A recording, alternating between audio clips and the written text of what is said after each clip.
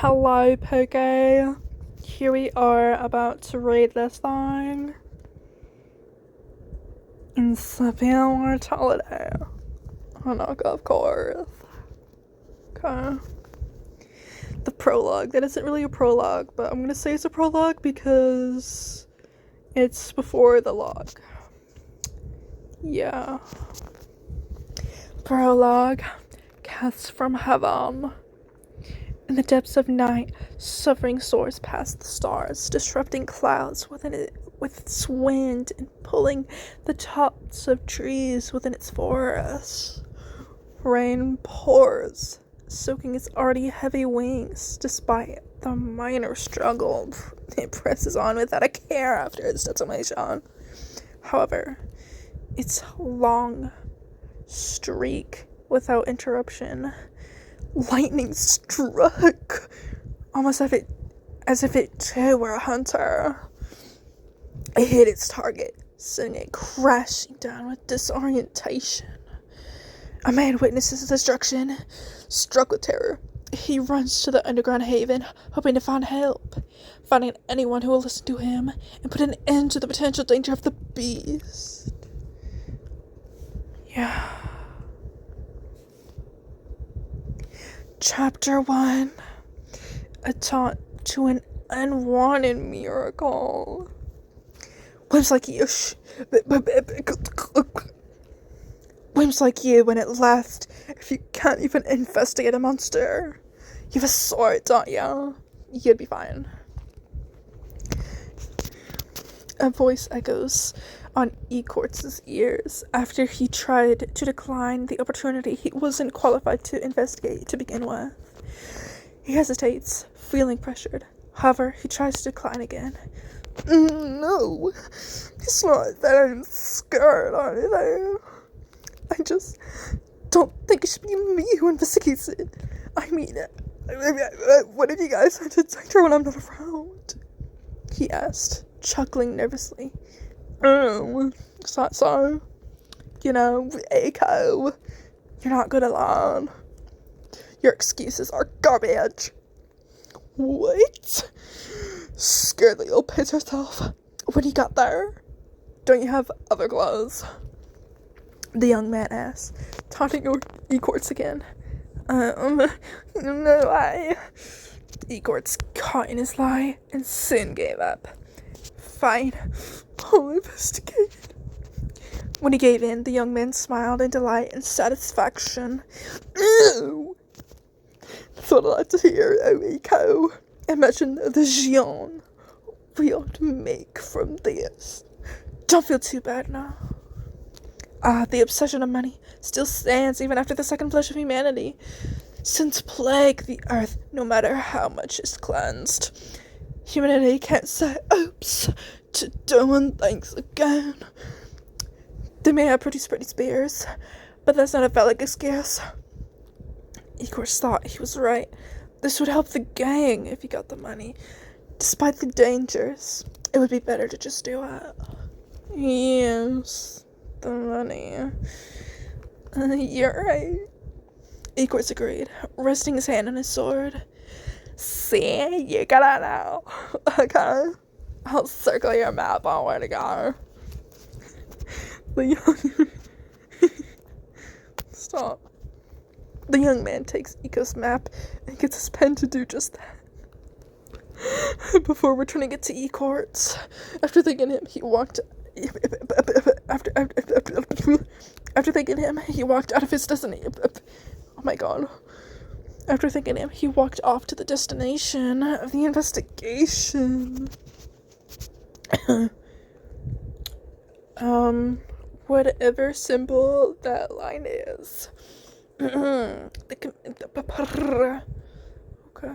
The commission led Ecorts across miles, leaving him tired by the end. He took a second to catch his breath before he looked at the destroyed land. The commission led Ecorts across a few miles, leaving him tired. By the end, I fear I made a mistake doing that. Yeah. He took a moment to catch his breath before he looked at what happened. Oh my god. Okay. He took a moment to catch his breath before he looked at what appeared to be a farm that, like other things on the world's surface, was abandoned. The once dry soil now soaked in more than just rain, black or purpley goo of obviously unknown origin. Beside all the scattered soil and weird thick liquid, large dark feathers that decorated the land like the long withered corn.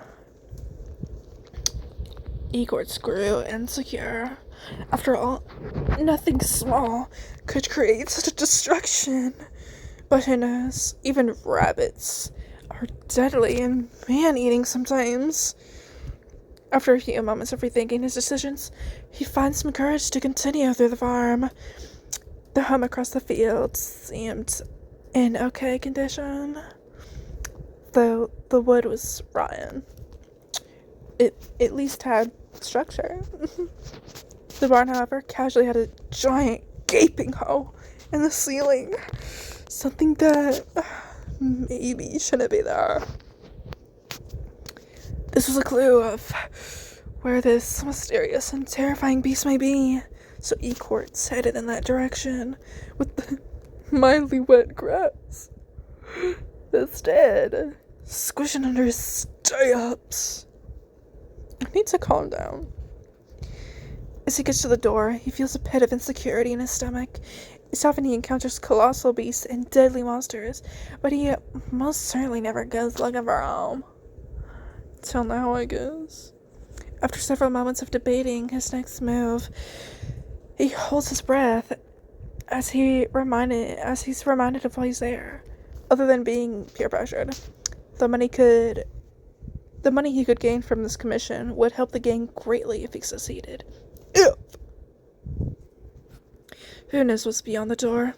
Death, most likely. He swallowed, if not gulps, at the thought of being devoured in vain. Eventually he calms his nerves enough to reach out to the door. A moment of reluctance and hesitation struck him before he went to open it. The rusty metal screeched when he opened the door, the old wood floor creaking under his weight. At the moment, he hopes there isn't a basement that he could fall into from here. Oh my god. But he soon gets over it and walks forward, taking in the smell of dust and old hay, not exactly finding it very pleasant, but there isn't much for him to do about that. Instead of dwelling on trivial things, he looks up to the hole in the roof, soon looking down toward the aftermath of a fall. The strange dark goo is visible once again, painting the second floor balcony railing, and then the floor, along with the goo, the familiar feathers also make an appearance. Like any amazing duo of course. Ecort started thinking of what could have happened, though he isn't a detective or anything, so unfortunately he may not be able to do much other than whoops, someone fell. Oh well. Ecort goes to inspect the feathers, wanting to see if he can recognize it off of any other bird, but with his limited bird knowledge, very little came from that investigation. He sighs and ignores the puddle, looking for somewhere else the beast might be. Another door, an open door, catches his eyes, obviously leading him to walk to it, peering into the darkness, with his hands gripping his sword. The darkness was too dark, so he ain't saw shit yet. He could then reach his first small lantern, taking a moment to remember how to light it before finding his matches, and, like the biblical God, he lets there be light. Now he got himself to explore the depths of the unknown, still praying in his head that nothing would come and eat him. After all, this wouldn't be much of a story if he died this early. He stares at the stairs that sadly go down before he walks along them. The pit of insecurity for the third time arises during his descent. However, he must go on for the plot. I'm getting lightheaded. Down under the first floor was more hay, but of course, more of that go! The silence, nearly unbearable. He could hear his heart in his ears, as if it were beating straight from his head. He held his breath and swallowed before attempting a slow exhale in hopes to calm himself once more. In hopes to calm himself once more, then his grip on his sword tightens, to the point his knuckles turn white, and it almost hurts to hold that position for very long. The anxiety was a bit much, but no matter what, he had to continue. He wouldn't want his gang to see him as a coward, or too selfish to do something mildly difficult for his friends, so he pressed on as best he could. Upon entering the room below the first floor, it was far harder to see, for he ended up tripping over something, dropping all of his things like a goober. Unfortunately for Oiko, he heard a noise from across the room, causing him to swiftly scramble to a stand. He couldn't see what made the noise, or even what he tripped on. Too many stacks of hay blocked his vision. His heart nearly stopped. His heart nearly stopped as the situation. Oh my god. His heart nearly stops as the situation sinks in, but thankfully only nearly. Soon he simply reassures himself that he merely tripped over the hay, this calming him down. But that was short-lived, as the noise of shuffling hay pierces his ears again, before the heavy creak of wood follows. Now, he doesn't want to move, but he knows he still has to. He subconsciously backs up, his shoe clanking the metal of his sword, to which he flinches, yet hastily reaches to grab it. Now, with the want only to leave, he debates whether he really can leave. This technically counts, right? He may not have seen the beast, but he at least is encountering it. Boom, end of investigation.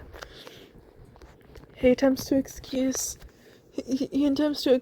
his plans of escape in order to lessen the guilt that soon grows for not completing his mission. Oh my god. Okay. He attempts to excuse his plans of escape in order to lessen the guilt that soon grows for not completing his mission he was given. This mission he was given, my bad. I'm going through things. But by now, he debates whether it would be better to fail or die. Maybe the outcome won't matter in the end, but he wants to keep his life, perchance. As Equartz finds himself trapped in his thoughts, his life may be flashing before his eyes, the beast surely approaches from behind a stack of hay. The lighting not serving, perhaps making this far more terrifying than it needed to be, or more than it even was. A tall figure shrouded in black, their fits color palette practically competing to be the darkest point, gave an almost illusionary effect of uncertainty of their form. The being approaches, its claws glinting with gold as it digs its fingers into the pickets of the nearest fence that once held up the other stacks of hay before the wood collapses under its weight, causing it to fall sluggishly into the hay. Equartz had no idea how to feel about this. He was terrified, scared out of his small mortal mind. Had he lost his mind? Who knows? Not the nose. Not this time, anyway. He took another step back, however, stepped on his lantern, causing him to fall once again. Such diva. Before he could entirely collect his thoughts, the being stood up again, shaking off the dust and straw. A white smiling mask covered its face, resembling some kind of angel ripoff from High Rise Invasion. The goo dripped from the being's arm, even some dripping off its mask. Equartz nearly pissed himself as it approached to BH. Frozen with fear, he could do nothing but stare at it, as if its almost morphing form came closer.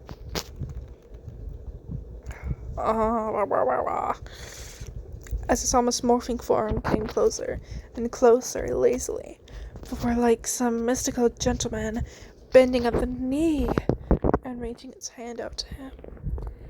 As Equartz continued to stare, his view slowly became more comprehensible to him. This wasn't a beast. Not anymore, at least. It was humanoid from what he could tell. Oh my god. Its form only obscured by its heavy cloak in competing colors. Its gloved hand held mechanical claws, most likely not made of gold, but infused with that color. This didn't make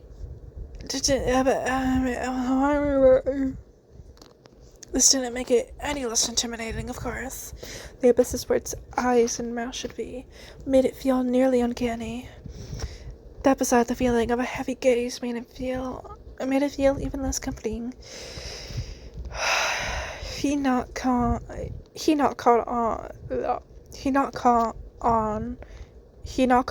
that it meant, oh my god.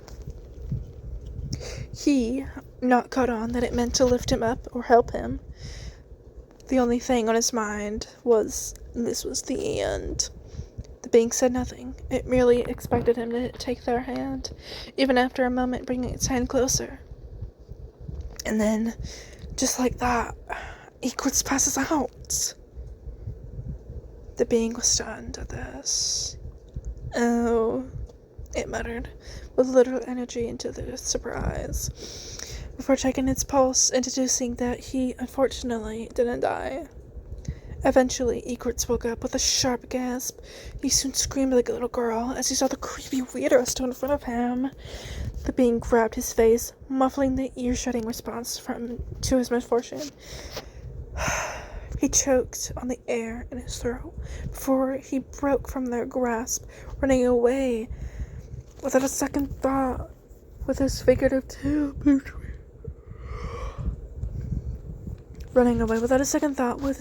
tail between his legs. Oh my god, I'm getting lightheaded again.